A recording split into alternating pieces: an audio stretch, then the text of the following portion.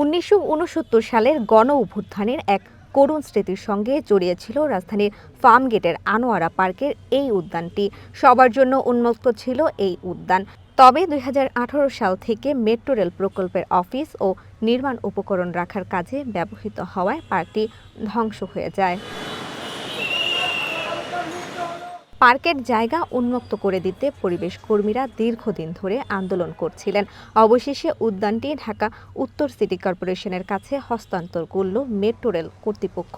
উদ্যানটির মালিকানা গণপূর্ত অধিদপ্তরের হলেও এর রক্ষণাবেক্ষণ ও উন্নয়নের দায়িত্ব এখন থেকে পালন করবে ডিএনসিসি।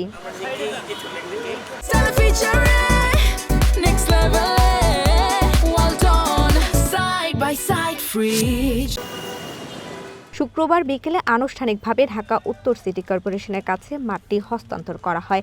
এ সময় ডিএনসিসির প্রশাসক মোহাম্মদ এজাজ বলেন, ঢাকার বাসযোগ্যতা রক্ষায় সিটি কর্পোরেশন এই উদ্যোগ নিয়েছে।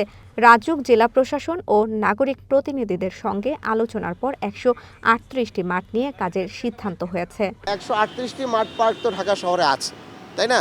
তাহলে এই মুহূর্তে আমরা যেটা চিন্তা করেছি যে এগুলোকে রক্ষণাবেক্ষণ করার জন্য একটা স্টিয়ারিং কমিটি লাগবে, এবং স্টিয়ারিং কমিটি হচ্ছে হাই পাওয়ার স্টিয়ারিং কমিটি, যারা এই সবগুলো মাঠের কেউ না কেউ মালিক। তোরের এগুলোকে স্টিয়ারিং কমিটি প্রতি মাসে একবার বসবেন, সেটা দেখাশোনা করবেন। প্রতিটি মাঠে কমিটি করে দেওয়া হবে এবং হচ্ছে অলরেডি, এটা একটা প্রসেস আমরা অনেকগুলো করেছি, এবং এই কমিটিগুলোই মাঠ পরিচালনা করবেন এবং তারা স্টিয়ারিং কমিটিকে রিপোর্ট করবেন। জনবহুল এলাকায় এমন একটি মাঠ উন্মুক্ত হওয়ায় খুশি সাধারণ মানুষ। অবশেষে আমরা এই মাঠটাকে পেলাম, এটার জন্য আমরা অনেক বেশি খুশি, কারণ খেলার মাঠ তো আমাদের একটা মৌলিক অধিকারের জায়গা। কংক্রিটের শহরে জানেন যে খেলার মাঠ কিন্তু খুব কম।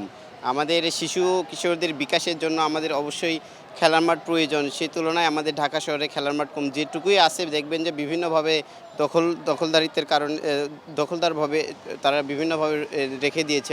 আমরা আমাদের দীর্ঘ আন্দোলনের মাধ্যমে আমরা মাঠটাকে মুক্ত করতে পেরেছি। এখন আমাদের সকলের প্রচেষ্টায় আমাদের এই মাঠটাকে যাতে আবার দখল না হয়, এই প্রচেষ্টা করতেই হবে সবসময়। নাগরিক বাস্তবতা বিবেচনায় মাঠ সংরক্ষণের উদ্যোগ নিয়েছে ডিএনসিসি। যেসব মাঠ নিয়ে আইনে জটিলতা রয়েছে সেগুলো জনসাধারণের ব্যবহারের উপযোগী করার কথা জানান ডিএনসিসি প্রশাসক। একটা মাস্টার প্ল্যান করা হয়েছে, গণপূর্ত নিজে করেছে, আমরা এটা দেখেছি, খুবই সুন্দর।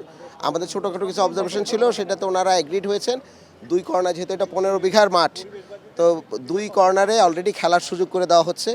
ইলেকশনের আগেই পুরোটা ক্লিয়ার করলেই আমরা ডোজার দিয়ে এটা পরিষ্কার করে দেবো এবং মানুষ চাইলে এখনই খেলতে পারে। সানজিদা প্রিয়, ওয়ান নিউজ, ঢাকা।